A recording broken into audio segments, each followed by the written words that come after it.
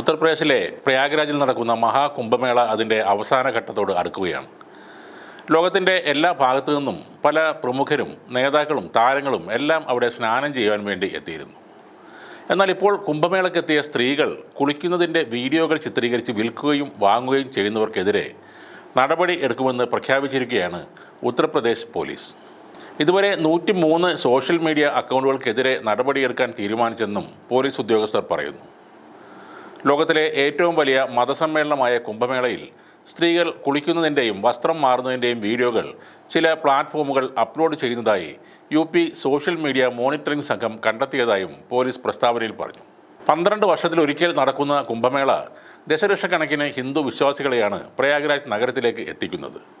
6 ആഴ്ച നീണ്ടു നിൽക്കുന്ന കുംഭമേള ഹിന്ദുമതത്തിലെ ഏറ്റവും വലിയ ഒത്തുകൂടലാണ്. ഏകദേശം 500 ദശലക്ഷം ഭക്തർ ഇതിനകം അവിടെ എത്തിയെന്നും ഉദ്യോഗസ്ഥർ പറഞ്ഞു. ചില സോഷ്യൽ മീഡിയ പ്രൊഫൈലുകളും ഗ്രൂപ്പുകളും നിയമവിരുദ്ധ പ്രവർത്തനങ്ങൾ നടത്തുന്നുണ്ടെന്ന് വ്യക്തമായിട്ടുണ്ട്. അവർക്കെതിരെ ഞങ്ങൾ FIR രജിസ്റ്റർ ചെയ്തിട്ടുണ്ടെന്നും ഉദ്യോഗസ്ഥർ അറിയിച്ചു. അത്തരം ദുഷ്പ്രവർത്തികൾ ഏർപ്പെട്ടിരിക്കുന്ന എല്ലാവരെയും തിരിച്ചറിഞ്ഞ് നടപടിയെടുക്കുമെന്ന് Maha Kumbh deputy inspector in general Vaibhav Krishna പറഞ്ഞു. ഇത്തരം വീഡിയോകൾ വിൽക്കുന്നവരെയും അവ വാങ്ങുന്നവരെയും അറസ്റ്റ് ചെയ്യുമെന്നും അദ്ദേഹം വ്യക്തമാക്കിയിട്ടുണ്ട്. കുംഭമേളയിൽ സ്നാനം ചെയ്യുന്ന സ്ത്രീകളുടെ വീഡിയോകൾ വിൽക്കുന്ന 2 സോഷ്യൽ മീഡിയ അക്കൗണ്ടുകൾക്കെതിരെ ഉത്തർപ്രദേശ് പോലീസ് കേസെടുത്തിട്ടുണ്ട്. ഉത്തർപ്രദേശ് പോലീസ് മേധാവിയായ പ്രശാന്ത് കുമാറാണ് ഈ നടപടി സ്വീകരിച്ചത്. ഫെബ്രുവരി 17-നാണ് സ്ത്രീകളുടെ സ്വകാര്യത മാനിക്കാതെ വീഡിയോകൾ പോസ്റ്റ് ചെയ്ത ഇൻസ്റ്റാഗ്രാം അക്കൗണ്ടിനെതിരെ കേസെടുത്തത്. ഫെബ്രുവരി 19-ന് ഒരു ടെലഗ്രാം ചാനലിലും സമാന രീതിയിലുള്ള വീഡിയോ ദൃശ്യങ്ങൾ വിൽപ്പനയ്ക്ക് വെച്ചതായി കണ്ടെത്തിയിരുന്നു. ആ അക്കൗണ്ട് ഓപ്പറേറ്ററെ തിരിച്ചറിയുന്നതിനായി മെറ്റയിൽ നിന്ന് വിവരങ്ങൾ തേടിയിട്ടുണ്ടെന്നും വിശദാംശങ്ങൾ ലഭിച്ചു കഴിഞ്ഞാൽ അറസ്റ്റ് ഉൾപ്പെടെയുള്ള നടപടികൾ സ്വീകരിക്കുമെന്നും പോലീസ് പറയുന്നു.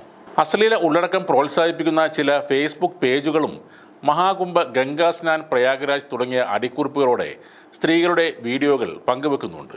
കുംഭമേളയുമായി ബന്ധപ്പെട്ട് ആക്ഷേപകരമായ ഉള്ളടക്കമോ തെറ്റായ വിവരങ്ങളോ പ്രചരിപ്പിക്കുന്നതിന് സമൂഹ മാധ്യമങ്ങൾ ദുരുപയോഗം ചെയ്യുന്ന വ്യക്തികൾക്കെതിരെ കർശനമായ നടപടി സ്വീകരിക്കുമെന്നും പോലീസ് പറയുന്നു.